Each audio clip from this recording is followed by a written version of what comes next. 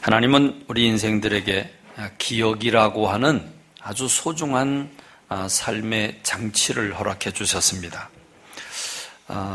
인간이 기억이라고 하는 도구를 통해서 공부를 하게 되고 또 지혜와 지식을 쌓게 되고 또 사람들과 약속을 하고 그 약속을 기억하고 관계를 신실하게 이루어 나갈 수 있고 또 행복을 다시 더듬어 보면서 그 행복을 계속해서 맛볼 수 있는 특별한 은총을 이 기억이라고 하는 귀한 장치를 통해서 우리 인생들에게 주셨습니다. 하나님은 우리 인간의 뇌를 참 놀랍도록 만들어 주셨는데 우리의 뇌는 밤 10시부터 새벽 2시경에 2시경까지 낮에 하루 종일 있었던 일들을 다 꺼내놓고 정리를 한다고 그럽니다. 그래서 이 정보는 쓰레기통에 집어넣어야 되는지 아니면 잠깐만 기억하고 있으면 되니까 단기 기억장치에 넣어놓을 건지 아니면 오래 기억해야 하는 중요한 거니까 이거는 장기 보관 창고에 넣어두어야 되는지를 결정하고 정리를 한다고 합니다. 그래서 잠자는 게 대단히 중요한데 일찍 자고 일찍 일어나야 되는 이유가 여기에 있다고 그럽니다. 그래서 일찍 자서 뇌가 자기를 충분히 하게 해야 되는데 우리가 밤잠을 못 자고 밤일을 계속하게 되면 뇌가 일해야 되는 시간에 정리를 해야 되는 시간에 정리를 못하니까 혼란스럽게 돼서 멍청하게 되지요. 그래서 새벽치기 공부를 하는 것, 그래서 벼락치기 공부를 하는 것은 그 공부를 그 시험을 보자마자 뇌가 이제는 잃어버려도 된다. 그래서 공부에 별로 도움이 안 된다고 그럽니다. 인간은 이 인간의 뇌를 하나님이 창조하신 뇌를 본따서 기억장치를 만들었습니다. 우리는 그것을 메모리 이렇게 얘기를 하죠. 요즘은 메모리가 큰 하드도 있지만 아주 작은 손톱만한 작은 SD 카드로 우리의 모든 정보들을 거기에 저장하기도 합니다. 이 메모리 카드가 우리의 삶을 얼마나 풍부하게 해주는지 모릅니다. 옛날엔 백과사전을 이 서재 그 두꺼운 백과사전을 쫙 꽂아놔야 되고 뭐 하나 보려고 그러면 한 권만 꺼내도 벌써 팔이 축 늘어질 정도로 이렇게 무거웠습니다.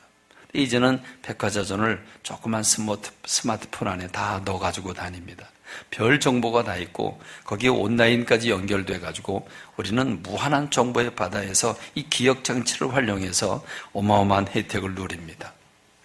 사진을 찍는 것도 그렇습니다. 아름다운 풍광이 우리 앞에 펼쳐지게 되는데 이거 돌아서면 금방 잊어먹습니다. 근데 그 순간을 카메라로 찍어서 이 저장 장치에 이 메모리 카드에 보관을 함으로써 언제든지 그걸 다시 꺼내보면 그 순간의 아름다움을 다시 맛볼 수 있는 그런 풍성한 삶을 우리가 이 땅에서 살아가고 있습니다. 어느 날 사진을 찍으려고 카메라를 그 셔터를 눌렀는데 저장을 할 수 없다고 명령이 나옵니다.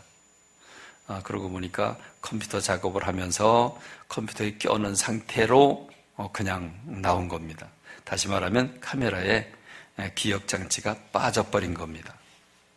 여러분 그때의 그 허탈감 참 표현하기 어렵죠. 아무리 그 고가의 카메라라고 할지라도 아무리 고가의 스마트폰이라고 할지라도 기억장치가 망가지거나 기억장치가 없으면 그건 고물덩어리밖에 되지 못합니다. 그렇습니다. 렌즈도 중요하고 다 중요하지만 기억장치가 없으면 그건 고물덩어리입니다. 그러니까 인간이 기억장치가 망가지면 심각한 결과가 초래한다는 거죠. 이 기억장치가 망가지는 것, 하나님은 우리 인간에게 이 기억장치를 만들어 주시는데 기억을 하는 능력뿐만 아니라 망각하는 능력도 베풀어 주셨습니다. 망각하는 기능도 있습니다. 망각이라고 하는 것, 잊어버리는 거죠. 잊어버리는 것, 기억을 못한다고 하는 것은 참 좋을 수도 있고 나쁠 수도 있습니다. 그런데 모든 기억을 날마다 생생히 한다. 여러분 그러면 부끄럽고 치욕적이고 정말 그 분노가 일어날 수밖에 없는 그런 사건들을 하나도 잊어버리지 않고 생생하게 날마다 기억하고 있으면 그 사람은 웃을 수도 없고 미래로 한 발짝 나갈 수도 없을 겁니다. 그런데 그걸 망각함으로 잊음으로써 우리는 뻔뻔스럽게, 그렇죠? 얼굴 들고 사람들을 만날 수가 있습니다. 이 망각도 참 좋은 것 중에 하나입니다. 그런데 이게 그냥 그 정도면 괜찮은데 이게 깜빡깜빡하는 건망증 증세가 오면 좀 심각해집니다. 이 건망증 때문에 사업하는 사람이 중요한 약속 시간을 어겼다. 그럼 관계가 오그러질 겁니다. 경제적인 손실도 보게 될 겁니다. 신뢰성을 잃어버리게 될 것입니다. 이 건망증은 그래도 잠깐 잊었다고 그러면 뭐 어쩌겠습니까? 허허 웃고 말죠. 그런데 건망증이 아니라 심각한 망각의 질병이 걸린다면 어떻게 되겠습니까? 여러분, 이 심각한 잊어버리는 질병, 우리는 그걸 치매 또는 뭐 알츠하이머 이렇게 부릅니다. 이 치매도 아주 중증으로 치매가 걸리게 되면 그 주변 사람들이 엄청나게 피곤합니다. 그 전에 그 치매에 걸린 한 그 친척을 볼 기회가 있었는데 70이 넘으셨는데 대소변도 막 받아놓고 그냥 막 이게 방 벽에다 막 발라놓고 전혀 느끼지 못하고 살아가는 모습. 그러니까 가족이 참 말로 표현하기 어려운 고통을 받고 있었습니다. 그렇습니다. 여러분, 이 망각이라고 하는 것, 그게 고장이 나면 큰일 납니다. 참 어려운 삶이 우리에게 오게 됩니다. 저는 우리 인생들을 생각하면서 우리 인생들이 이 망각이라고 하는 것과 기억이라고 하는 게 아주 중요한 기능인데, 기억은 꼭 기억할 걸 기억하고, 망각은 빨리 잃어버릴 것들은 빨리 잃어버리고, 또 잊어서는 안 되는 것들은 기억하고, 이 망각과 기억 장치가 조절이 잘 돼야 되는데 이게 불균형이 되면 심각한 것을 초래한다는 겁니다. 근데 이상하게도 사람들은 잊어서는 안 될 거는 빨리 잊어버리고, 그리고 오래 기억해야 되는 것, 빨리 털어버려야 되는 건 못 털어버리고 기억해야 될 건 빨리 잃어버리는 그런 삶을 우리가 좀 많이 살지 않습니까? 똑같이 광고를 해도요, 똑같은 얘기를 해도요, 이게 여당에서 듣는 거하고 야당에서 듣는 거하고 달라요. 아주 해석을 다르게 해요. 똑같이 광고를 해도요, 여러분, 광고한 사람은 나 분명히 광고했다고 그러는데 들은 사람은 목사님 광고 안 했습니다 그래요. 그건 무슨 얘기죠? 분명히 했는데 다른 사람들은 들었는데 자기 못 들었어요. 이게 우리 뇌가요 아주 얄미워요. 얼마나 실리적인지 그 뇌는 자기가 듣고 싶은 것만 골라서 듣는답니다. 실제 그렇다고 그러죠? 그래서 전혀 안 들은 것처럼 생각을 하는 거죠. 이게 뇌입니다. 여러분, 우리 뇌가 문제가 많습니다. 여러분, 사람들이요, 뭐 이건 누구나 똑같습니다. 여러분, 돈 빌려준 사람이 빌려줬다는 사실을 잊어먹습니까? 안 잊어먹습니까? 그러면 꼭 간 사람은 잊어먹습니까? 안 잊어먹습니까? 대체로 잊어먹어요, 대체로. 이상하잖아요, 이게. 똑같은 건데, 똑같은 기억이 되는데 빌려준 사람은 절대로 안 잊어먹어요. 근데 꿔간 사람은 잊어먹어. 내가 언제 꿨지? 그 빌려갔다 그러면 특별히 남과의 관계도 그런데 부부지간에 분명히 빌려달라 그랬어요. 빌려달라고 그래놓고 언제 내가 빌렸냐고 그러는데 할 말이 없어요. 방법은 안 빌려주는 게 최고인데 안 빌려줄 수가 없잖아요. 맨날 속아요. 맨날 속아. 맨날 당해요. 알면서도 당해야지 어쩝니까 그거. 이게 망각이라고 하는 게, 아주 기억이라는 게 아주 묘합니다. 여러분, 오늘 우리가 선택한 본문은 신명기인데, 이 신명기는 모세의 설교집입니다. 모세가 설교한 것을 기록해 놓은 게 신명기입니다. 이 모세가 설교를 할 때 어디에다가 키포인트를 주었는지 결론적으로 말씀드리면 모세의 설교의 주제는 기억해라는 것입니다. 잊어먹지 말라고 하는 게 모세의 설교 주제입니다.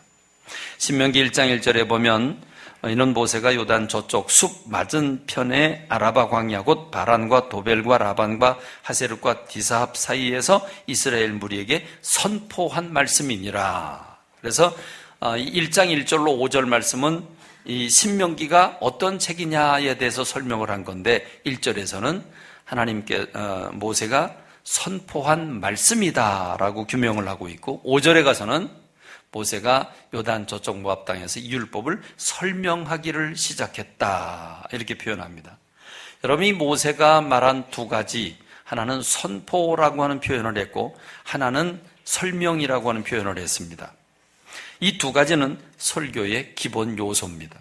설교라는 게 무엇인가? 설교는 두 가지 요소가 있어야 설교입니다. 하나는 캐리그마가 있어야 하고 하나는 디다케가 있어야 합니다. 캐리그마는 선포라고 한 뜻이고 디다케는 교육이라고 한 뜻입니다. 설교는 자기가 하고 싶은 말만 하면 설교가 아닙니다. 하나님의 말씀, 하나님의 선포한 말씀이 있어야 되고 그 말씀을 선포해야 그게 설교입니다. 근데 선포만 하면 선지자가 하나님 말씀 받아 전한 것과 똑같습니다. 그런데 선지자의 예언과 설교가 다른 것은 디다케의 부분이 들어갔기 때문입니다. 이 디다케라고 하는 말은 교육이라는 말인데 지금 율법을 설명했다고 하는 것과 같습니다.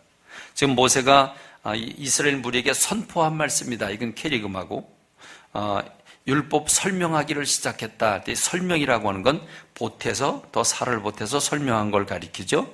이 두 가지 요소를 가리켜서 설교라 이렇게 표현합니다. 하나님이 선포한 말씀을 중심으로 그 말씀을 이스라엘 백성들이 더 쉽게 잘 알아듣고 실천에 옮길 수 있도록 돕는 메시지를 더 포함한 것을 설교라고 할 수 있습니다. 그런 점에서 선지자들이 외친 그 선포된 말씀과 설명은 좀 다른 성격을 가지고 있죠. 여러분, 선지자는 무엇을 전할까? 오늘 설교를 뭘로 해야지? 그거 걱정할 필요가 없습니다. 하나님이 가만히 계시면 자기도 가만히 있으면 되고, 하나님이 이스라엘 백성이 가서 무슨 말을 해라 그러면 100% 가감 없이 그대로 오리지널의 하나님 말씀을 그대로 전하기만 하면 됩니다. 그게 선지자의 말씀을 전하는 일입니다. 그러나 설교는 다르죠. 설교는 오늘 무슨 설교를 해야 되는가? 하나님의 말씀을 성도들이 쉽게 이해하고 교육적인 기능을 포함해서 해야 되니까 이게 선지자의 그 말씀을 선포하는 것과 율법을 설명하는 것은 매우 다르다고 하는 것입니다. 그런 점에서 선지자가 더 쉬울까? 목회자의 설교가 더 쉬울까? 우리가 생각해 보면 각각 장단점은 있습니다.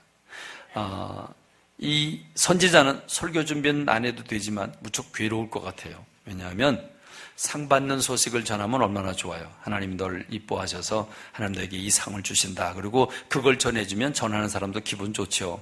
그렇죠? 떡도 얻어먹게 되고.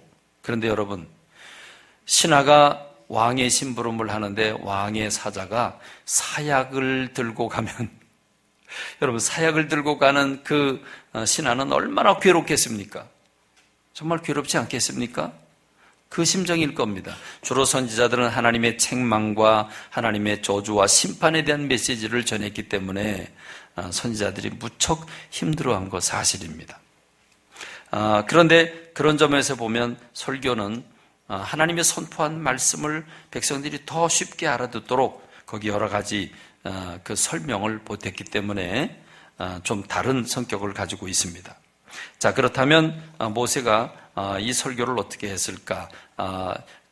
신명기 1장 1절 5절의 말씀은 지금 신명기 전체 설교에 대한 요약을 담고 있는 부분이 이 부분인데 1장 2절에 보면 선포한 말씀이라고 그래놓고 2절에 가서 뚱딴지 같은 말씀을 합니다. 호렙산에서 세일산을 지나 가데스 바네아까지 10하루 길이었더라.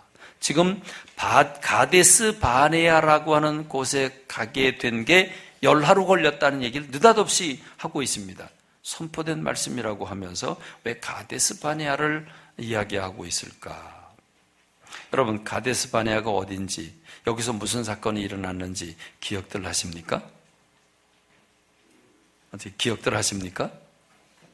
이 가데스 바네아는 이스라엘 백성들이 출애굽하고 홍해바다를 건너고 시내산에 오게 되죠. 시내산에 와서 거기서 그들이 성막을 만들고 율법을 배우고 하나님이 이제 됐다. 그래서 1년 2개월, 3개월 때 되는데 하나님이 진군 명령을 내립니다. 그래서 가나안 땅, 목적지, 젖과 꿀이 흐르는 땅을 향해서 갑니다.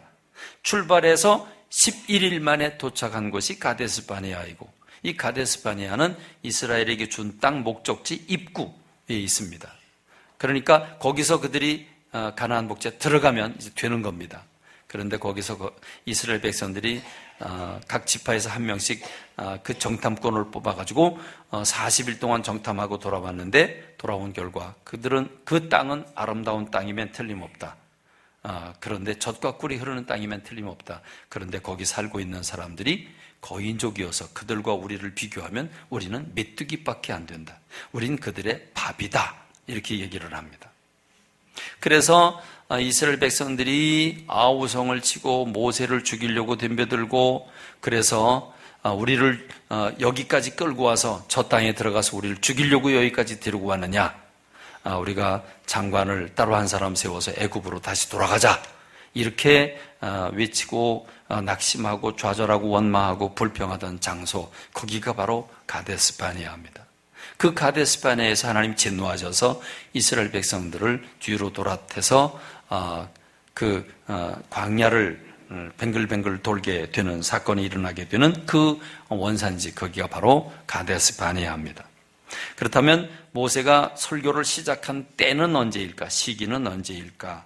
3절로 5절의 말씀을 보면 40째 해 11째 달 그 달 첫째 날에 모세가 이스라엘 자손에게 여호와께서 그들을 위하여 자기에게 주신 명령을 다 알렸으나, 그때는 모세가 헤스본에 거주하는 아모리 왕 시혼을 쳐 죽이고 에드레이에서 아스다롯에 거주하는 바산 왕 옥을 쳐 죽인 후라 모세가 요단 저쪽 모압 땅에서 이 율법 설명하기를 시작하였더라.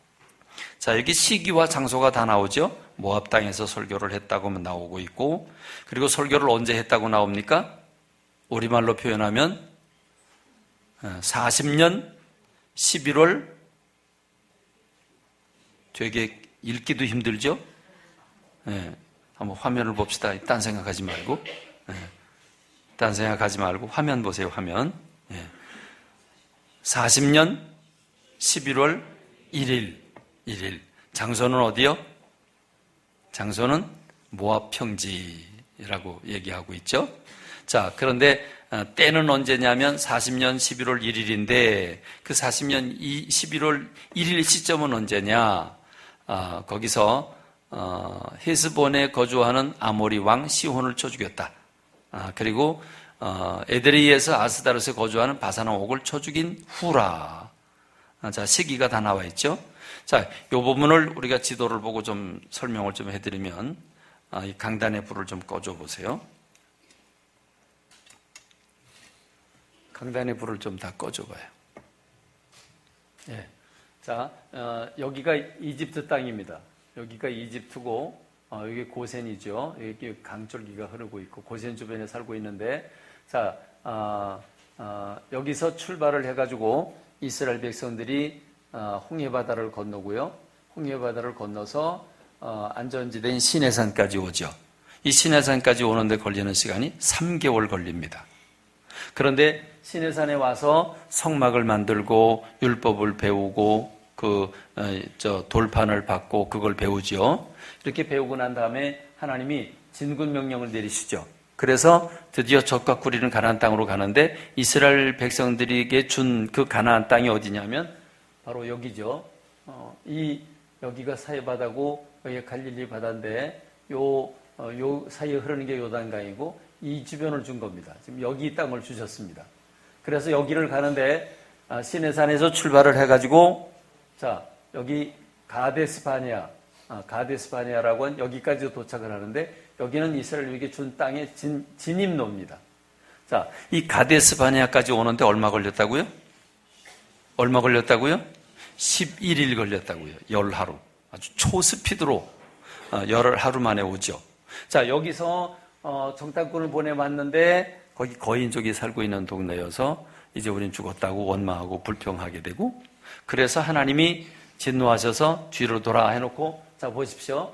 여기서 뱅글뱅글 돌죠? 기가 막힌 일입니다. 10하루 동안 왔는데, 지금 몇 년, 지금 설교 시작하는 게 몇 년째라고요? 40년 11월 1일. 그러면, 자, 3개월 걸렸어요. 여기서 머무르는 게 1년 2개월 정도, 출발하게 되는 게 1년 2개월째 출발을 합니다. 그럼 여기 열흘 하루 걸렸습니다. 그럼 2년도 안 됐죠?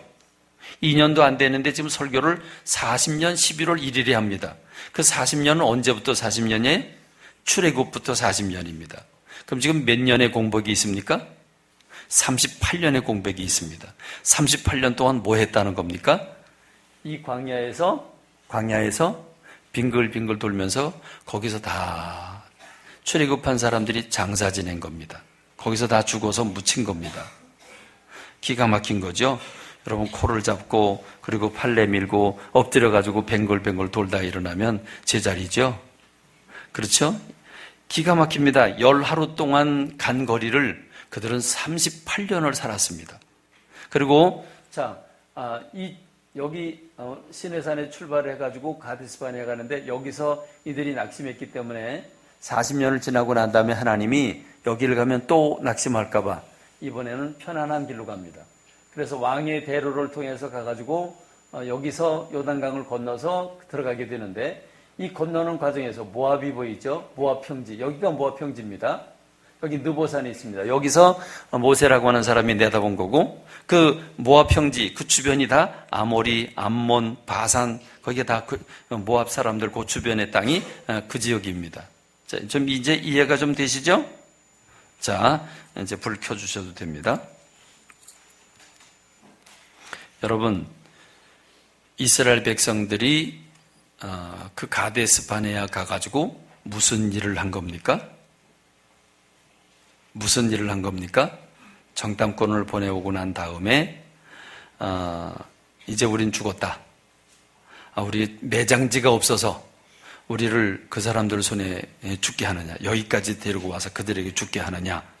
여러분, 그 밤에 모세를 향해서 이스라엘 백성들이 촛불 시위한 거죠. 그리고 모세 보고 하야하라는 거죠. 그죠? 하야하라고 그러는 겁니다. 그래서 총리를 따로 세워라. 애굽으로 돌아갈 장관을 따로 세워라. 그리고 모세를 향해서 돌팔매질하는 밤이 바로 그 밤입니다. 그렇습니다. 모세라고 하는 어마어마한 민족적인 지도자를 100만 명이 아니라 지금 이스라엘 백성 200만 명 전체가 모여서 지금 모세를 향해서 하야를 외치고 있는 게 바로 이 순간입니다.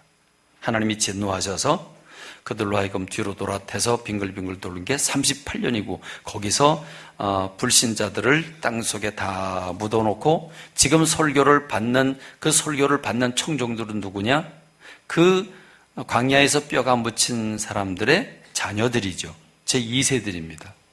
지금 2세들이 거기서 자라서 광야에서 부모들이 다 묻혀지는 걸 자기네 손으로 묻고, 그리고 이제 가나안 목지, 그 목적지 모압 땅 와서 요단강만 건너기만 하면 되는 이 시점에서 지금 모세가 설교를 하고 있는 겁니다. 자, 여러분 이해가 되십니까? 지금 모세가 무슨 설교를 하겠습니까? 설교 내용은 굉장히 많지만 간단합니다. 설교 내용은 무엇입니까? 너희가 이 광야에서 40년 동안 뭐 했지? 너희 부모가 이 광야에서 어떻게 됐지? 다 돌아가셨지. 누가 묻었지? 너희들의 손으로 묻었지. 왜 묻었냐? 그들을 묻은 이유가 뭐냐? 그들이 출애굽을 해서 10가지 재앙을, 그리고 홍해바다를 마른 땅같이 건너고, 그리고 여기 하나님이 이슬처럼 만나를 내려보내줘서 먹게 했고, 그리고 옷이 떨어지지 아니하고, 그리고 여기까지 왔는데 그들이 왜 광야에서 죽어지고 가나안 복지에 못 들어갔느냐? 불신하고 원망하고 불평했기 때문에 그렇게 됐다. 그걸 가르쳐주는 겁니다. 그걸 가르쳐주고, 이제 너희들이 이 요단강을 건너가면 가나안 땅에 들어가는데 거기 가서 뭘 해야 되느냐?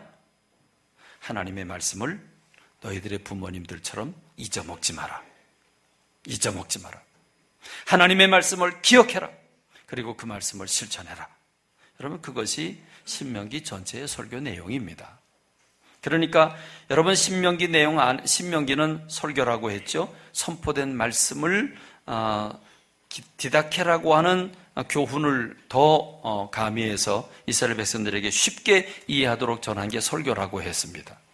그러므로 이 설교에는 여러 가지 그 단어들이 등장하게 되는데 그 단어들이 삼가해라, 조심해라, 기억해라, 그리고 두렵다, 지켜 행하라, 이런 단어들이 이 신명기 안에는 무수히 쏟아지고 있습니다. 신명기 5장 32절에 보니까 그런즉 너희 하나님 여호와께서 너에게 명령하신 대로 너희는 삼가 행하여 좌로나 우로나 치우치지 마라. 6장 12절에 너는 조심해서 기억하고 잊지 마라 그럽니다. 8장 1절에서는 내가 오늘 명령하는 이 모든 명령을 너희는 지켜 행하라 그렇습니다. 8장 2절에서는 이 40년 동안 광야길을 걷게 하신 하나님을 기억해라 그럽니다. 8장 5절로 6절 말씀에서는 너는 사람이 그 아들을 징계하는 것 같이 네 하나님 여호와께서 너를 징계하시는 줄 마음에 생각해라. 매 맞을 것도 생각해라 그랬습니다. 11장 16절로 17절에서 너희는 스스로 삼가해라. 두렵건대 너희 마음이 미혹돼서 우상 숭배할까 봐 두렵다. 여러분 지금 모세가 신명기 전체를 통해서 설교하는 내용은 기억해라. 과거에 하나님이 어떻게 역사했는지, 그리고 잊어먹지 마라. 앞으로 가나안 땅에 들어가게 되면 너희가 어떻게 살아야 되는지 그 율법을 잊어먹지 마라. 그러면서 두렵다, 삼가해라, 조심해라, 지켜 행하라, 이런 말씀들이 계속 나오는 게 신명기 설교의 주로 흐름입니다. 그 중에서도 가장 핵심되는 부분이 신명기 6장 4절로 9절의 말씀이죠. 이 말씀은 이스라엘 백성들이 가장 성경 66권 중에서 특별히 이스라엘 백성들은 신약을 인정하지 않으니까 구약인데 구약 39권 중에서도 가장 소중하다고 여기는 것, 그들이 애지중지하는 말씀이 신명기 6장 4절로 9절입니다. 이스라엘아 들으라. 우리 하나님 여호와는 오직 유일한 여호와이시니 너는 마음을 다하고 뜻을 다하고 힘을 다하여 네 하나님 여호와를 사랑하라. 오늘 내가 네게 명하는 이 말씀을 너는 마음에 새겨라. 주님이 하신 이 명령을, 이 말씀을 마음에 새겨라. 마음에 새긴다고 하는 말은 마치 돌에 새기듯이 정을 가지고 망치를 두드려서 파는 것, 그래서 지워지지 않게 하는 것처럼 네 마음판에 새겨라. 그리고 네 자녀에게 부지런히 가르쳐라. 집에 앉았을 때든지 길을 갈 때든지 누워있을 때든지 일어날 때든지 이 말씀을 강론해라. 여러분 이렇게 지금 우리 부모들이 자녀들에게 한다면 자녀들이 뭐라고 할까요? 기따고 죽겠다고, 지겨워 죽겠다고 얘기도 한두 번이지 뭘 맨날 그렇게 그냥 하느냐고. 여러분 그러지 않겠습니까? 지겨워 죽겠다고 그럴 겁니다. 근데 여러분 지금 하나님은 지겨워 죽을 정도로 말하라는 거죠. 그렇게 가르치라는 겁니다. 너는 또 그것을 내 손목에 매어 기호를 삼으며 내 미간에 붙여 표를 삼고 내 집 문설주와 바깥문에 기록할지니라. 그냥 마음판에만 새기고 그냥 귀따겁게 지겹게만 해주는 게 아니라 뭘 하라고요? 매달고 다니래요. 들고 다니래요. 그걸 보도록 해라. 그래서 여러분 지금도 이스라엘의 그 예루살렘 성전에 가면요, 지금도 그들은 이 성경 말씀을 기록한 것들을 머리에 달고 있어요. 그 곽에 집어넣어가지고 가죽끈으로 해서 머리에 동여매고 손목에도 동여매고 팔에도 동여매고 그 짓을 지금도 하고 있습니다. 여러분 이 성경 구약 말씀 그대로 지키느라고 애쓰고 있죠. 여러분 이 신명기 이 말씀은 정말 이스라엘 백성들이 목숨 걸고 지켰습니다. 수천 년간 지켰습니다. 그래서 지금도 유대인들 중에 15%는 지금 이 말씀 그대로 살아가고 있습니다. 이건 놀라운 일입니다. 그래서 여러분 이스라엘 사람가운데 15% 사람들은 아이가 태어나면 이제 통계적으로 그렇습니다. 15%는 구약의 하나님을 그대로 섬기는 사람이, 전통적인 사람이 보수, 골수가 15%, 그리고 30%는 형식적인 유대인, 그리고 30%는 아예 불신자, 나머지는 어중이 터중이 믿는 사람들, 이렇게 이스라엘이 통계를 내고 있는데, 여러분 이 15%에 해당되는 사람들은 일 안 해요. 일도 안 하고 매일 성경 보고 있고 그것만 해도 이스라엘 정부가 그들에게 먹고 사는 돈을 봉급을 다 주고 있습니다. 그렇게 하면서라도 이걸 지키게 하고 있는 것이 지금 이스라엘 정부인데, 이들은 아기가 태어나면 그 입에서 하나님 소리가 나오기를 원합니다. 여러분, 여러분의 아기들은 엄마 소리를 먼저 했습니까? 아빠 소리를 먼저 했습니까? 저는 아빠 소리가 먼저 나오게 하기 위해서 제가 아들을 낳고 엄마는 유치원 교사로 나가고 저는 밤에 신학교를 가니까 낮에는 제가 아기를 봤습니다. 늘 아빠가 해줄게, 아빠가 해. 그래서 우리 승호는 첫 번째 입을 연 단어가 아빠였습니다. 세상을 정복한 것 같았습니다. 근데 여러분, 이스라엘 백성들은 그 아기 입에서 하나님 소리가 나오길 원합니다. 하나님 널 사랑하신다.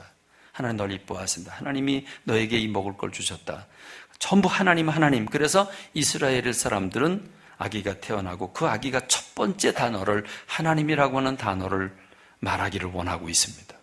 그 정도로 자녀 교육에 철저하게. 유태인의 자녀 교육, 탈무드 이런 것들은 워낙 유명한데, 아기들이 자라나서 3살, 4살 되면 이제 문장을 구사할 때가 되면 성경을 암송시킵니다. 창세기 1장 1절부터 암송시키는데, 여러분, 창세기 1장 1절을 암기시키는데, 4살짜리 아이한테 암기시키는데 6개월 걸린답니다. 6개월. 1장 1절을 암기시키는데, 그런데 1장 1절을 암기시키고 나서 그 다음엔 2절, 3절, 4절, 5절, 6절 암기시키는데 반복입니다. 두 번째 암기할 때는 2절을 암기할 때는 1절, 2절을 같이, 3절 할 때는 1, 2, 3절을 같이, 이런 식으로 해서 읽고가 아니라 부모가 말해주고 듣고 암기하고, 말해주고 듣게 암기하고, 이렇게 해서 창세기 10장까지 가는데 몇 년 걸린답니다. 10장까지 암기하는데. 그리고 이거를 창세기, 출애굽기, 레위기, 민수기, 신명기 이걸 다 암송을 시키는데 10년 걸립니다. 그래서 13살까지. 13살이 되면 친척들, 교인들 앞에서 그들은 성년식을 하는데, 성년식의 하이라이트는 창세기서부터 신명기까지 암송하는 겁니다. 줄줄이 암송하는 거죠. 기가 막힌 일입니다. 그러고 난 다음에 성년식을 하고 나면 이제 네 마음대로 살아라. 네가 무슨 짓을 해도 괜찮다. 네 마음대로 살아라. 이제부터는 부모의 손길을, 부모가 너희들을 가르치지 않을 것이다. 왜? 가르침이 끝났다는 거죠. 창세기, 출애굽기, 레위기, 민수기, 신명기 그 안에는 우리가 지켜야 할 것, 먹어야 될 것, 먹지 말아야 될 것, 부정한 것, 부정하지 않은 것, 정결한 것 다 들어 있습니다. 그러니까 그 말씀이 신비에 새겨져 있고 줄줄줄줄 나오니까 어디가 살든지 우린 마음 놓는다는 겁니다. 이게 유태인의 교육입니다. 그래서 오늘 우리는 암송 교육을 버렸죠. 창의 교육이라고 해서 암송을 안 하고 있는데, 이스라엘 백성들은 그래서 천재가 됩니다. 여러분, 이게 암송을 하기 시작을 해서 그게 열려지기 시작을 하면 이제 세 번만 들려주면 암송이 된답니다. 여러분, 실제로 여러분들에게 여러 차례 말씀드렸습니다. 실제로 박형택 선교사, 중국 선교사님이 미국에서 공부를 할 때 맨 앞줄에는 아시아 사람들, 아시아계 사람들 전부 녹음기 들고 앉아가지고 하나로 녹음해서 저녁에 복습하려고 그런 녹음기 꺼내놓고 강의를 듣고 있고, 중간에 노트북 펴놓고 있는 미국 사람들, 그리고 맨 뒤에는 다리 꼬고 앉아있는 유태인들인데, 그 유대인들은 종이 한 장 꺼내놓고 끝날 때 되면 단어 몇 개 적어놓고 그게 끝이랍니다. 그런데 중요한 건 시험이죠. 시험 보고 나면 거꾸로입니다. 유대인들이 1등, 미국 사람들이 2등, 아시아계 아무리 노력해도 꼴찌. 여러분, 이게 왜 그렇습니까? 어려서부터 듣는 일에 익숙하고 들음으로써 바로 암송이 되니까 들으면서 암송이 됩니다. 그래서 핵심되는 단어 몇 개만 적어놓으면, 그러면 그 공부는 다 끝난 겁니다. 여러분, 이게 유태인의 천재 교육이죠. 여러분, 유태인들은 이렇게 하나님 말씀을 실천에 옮기려고 애를 썼습니다. 여러분, 신명기라고 하는 것의 전체 주제는 한마디로 말하면 그 과거를 잊지 마라.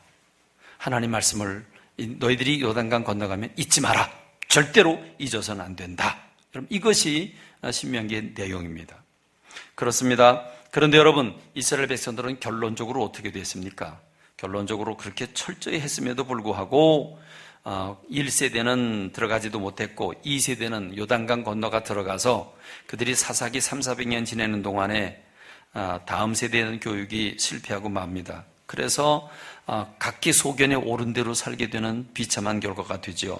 왕정시대 다윗왕 때, 솔로몬 때 잠깐 이렇게 하나님을 믿는 믿음이 자라나지만 그리고 거의 왕정시대 우상을 섬깁니다. 하나님께서 남은 자들을 몇 명 남겨주지 않았다면, 바빌론 포로로 하나님의 방법으로 은혜를 베풀어서 귀국시키지 않았다면 이스라엘은 지구상에서 증발되고 없어져 버리고 멸망되고 없어졌을 것입니다.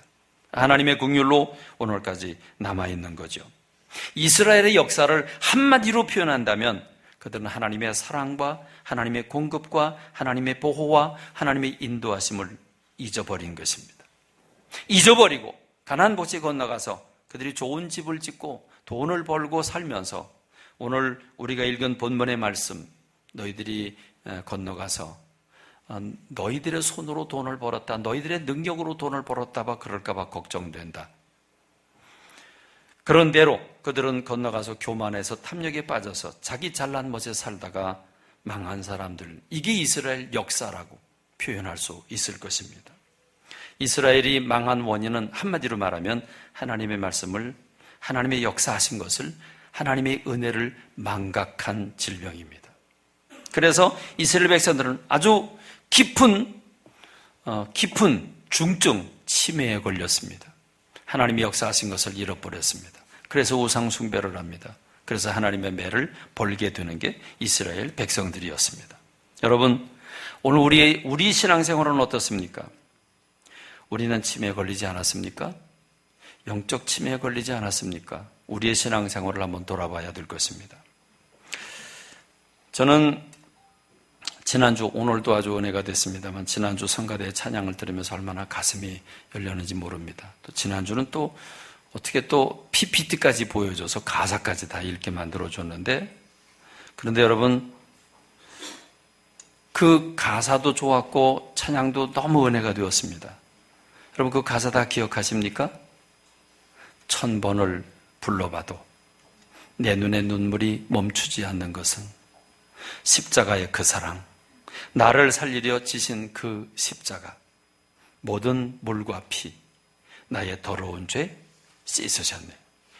나를 향한 그 사랑, 생명을 내어주사 영원한 생명을 내게 주심을 감사해. 1000번을 불러도 내 눈에는 눈물이 멈추지 않는 것은 십자가의 그 사랑, 나를 살리려 하늘 보좌 버리신, 나를 사랑하신 분, 그분이 예수라. 근데 제가 은혜를 많이 받았는데, 은혜를 받으면서 1000번을 불러봐도 내 눈에 눈물이 멈추지 않는 것은 십자가의 그 사랑. 그러면서 내가 성가대를 이렇게 물끄러미 봤는데 눈물을 안 흘리더라. 분명히 가사는 1000번을 불러도 내 눈에 눈물이 멈추지 않는다 그랬는데 눈물이 안 나오더라고. 근데 그 찬양을 듣고 있는 저도 안 울었어요. 여러분, 지금 어떻습니까?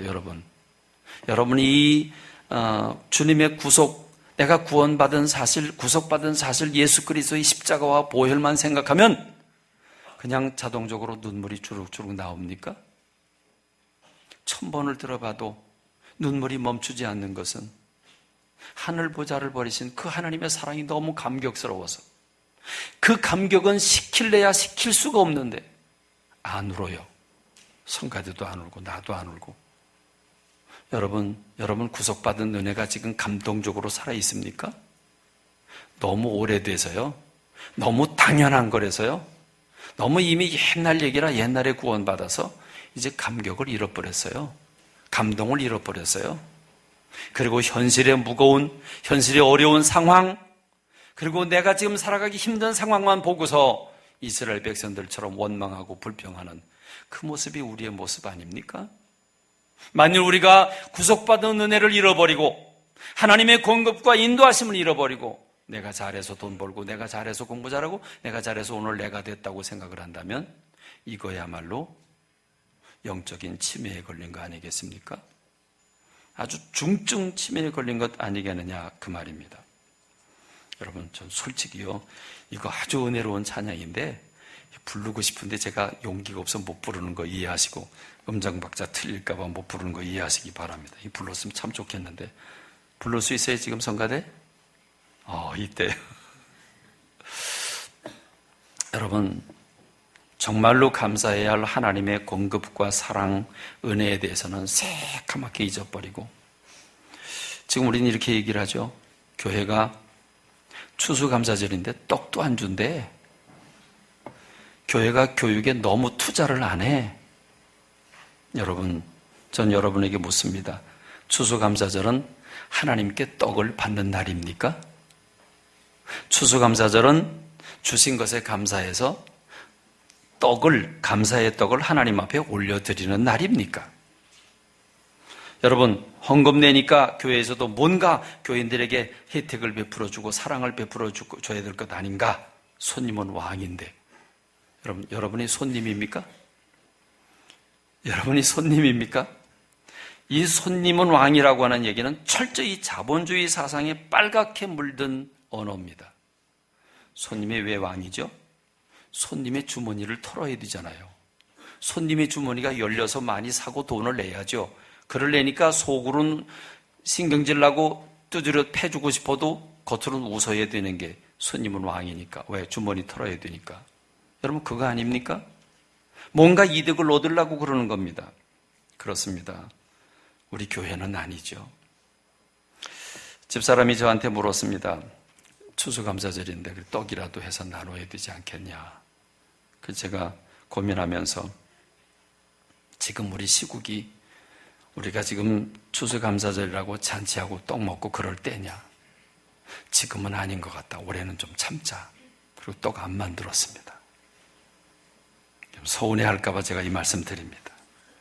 우리는 구속받은 은혜에 감사해서 1000번을 불러도 내 눈에 눈물이 흘러야 되는 줄로 믿습니다. 그래서 내 몸, 내 시간, 내 열정을 다 쏟아부어서 선교와 구제와 나눔을 위해서 내 것 들여서 섬겨야 합니다.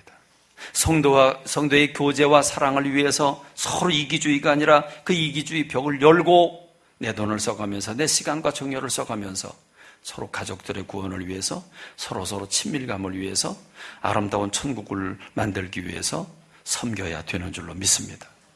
다음 세대를 위해서 내 것을 쏟아부어서 내 재능을 쏟아부어서 하나님의 나라의 일을 위해서 다음 세대를 일으켜야 되는 것 아니겠습니까? 교회에서 한 푼이라도 뭘 더 타내서 무엇을 하려고 하는 마음은 국회의원이 국가에서 한 푼이라도 더 따내가지고 나보 따냈습니다라고 자랑한 것과 똑같은 것 아니겠습니까? 우리는 다릅니다. 우리는 1000번을 불러도 내 눈에 눈물이 마르지 않는 그 구속의 은혜가 넘쳐야 되는 줄로 믿습니다. 그래서 사업하는 겁니다. 사업은 왜 합니까? 내 가족 잘 먹고 잘 살려고 사업하는 게 아니라 하나님 앞에 쓰임 받으려고 내 사명 감당하려고 사업을 하고 돈 버는 줄로 믿습니다. 그것을 위해서 살아야 되는 거죠. 그렇습니다. 공부는 왜 합니까? 그 공부에서 하나님 영광 돌려드리려고 구속받은 은혜 감사해서 선교하고 구제하고 그래서 쓰임 받으려고 공부하는 것 아닙니까? 그래서 공부하는 겁니다. 우리가 왜 건강을 회복하려고 그럽니까? 단순히 오래 살고 맛있는 거 먹으려고 건강을 회복하려고 합니까? 우리가 튼튼한 몸을 만들려고 하는 이유는 하나님의 도구로 쓰임받기 위함인 줄로 믿는 것입니다. 이게 바로 주님이 원하시는 은혜 받은 성도들의 모습인 줄로 믿습니다. 정말 심각한 건 무엇입니까?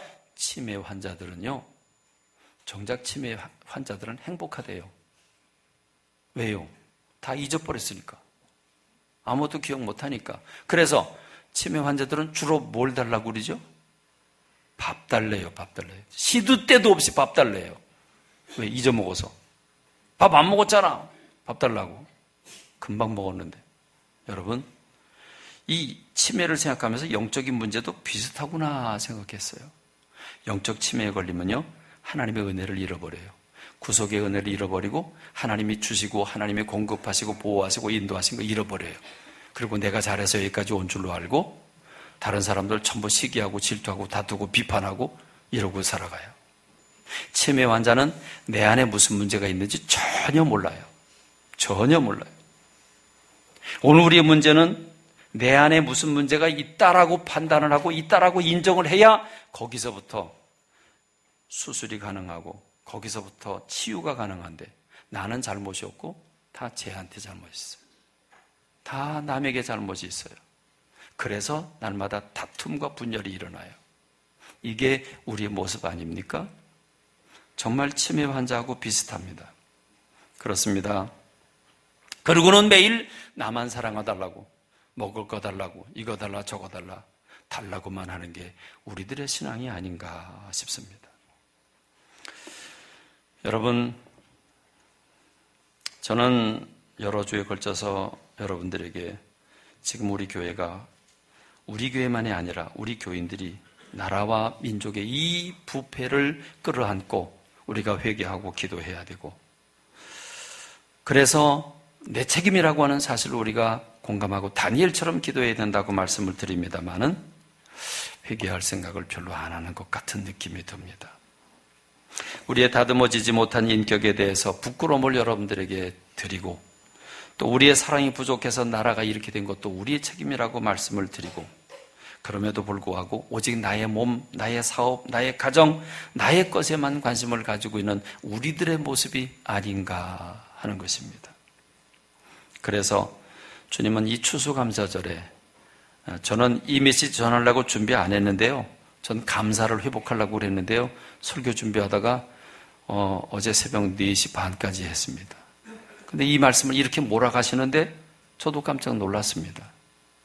여러분, 주님이 마지막으로 이 말씀 주십니다. 신명기 16장 13절 말씀을 보면, 너희 타작마당과 포도주 틀에 소출을 거두어 드린 후에 이래 동안 초막절을 지킬 것이요. 추수감사절은 어떻게 지내야 되냐면, 추수를 다 마치고 난 다음에 들판에 나가 텐트를 치고 거기서 일주일 동안 살으라는 겁니다. 여러분, 광야에 나가서 일주일 동안 살면 편안해요, 불편해요? 불편하죠. 왜 광야에 나가서 일주일 동안 살으라고 하는 겁니까? 너희 조상들이 광야에서 40년 동안 왜 죽었는지를 돌이켜라. 너희들이 광야를 거치면서 아무것도 없었는데 지금 어떤 집에서 어떻게 호강을 누리고 사는지 기억해라. 그거 누가 주신 것, 누가 준 건지 기억해라. 하나님께서 추수를 마치고 난 다음에 저장하고 들판에 나가서 일부러 고난을 맛보고 역사를 돌이키면서 어려운 시절을 생각하고 교만하지 말고 겸손히 하나님이 주신 것을 감사하게 받아들이라고. 그 교훈이 바로 추수감사절의 교훈인 줄로 믿습니다. 이 추수감사절에 자신을 찾고 진정한 감사를 드리는 제가 되고 여러분이 되기를 주님의 이름으로 축원합니다. 기도하겠습니다.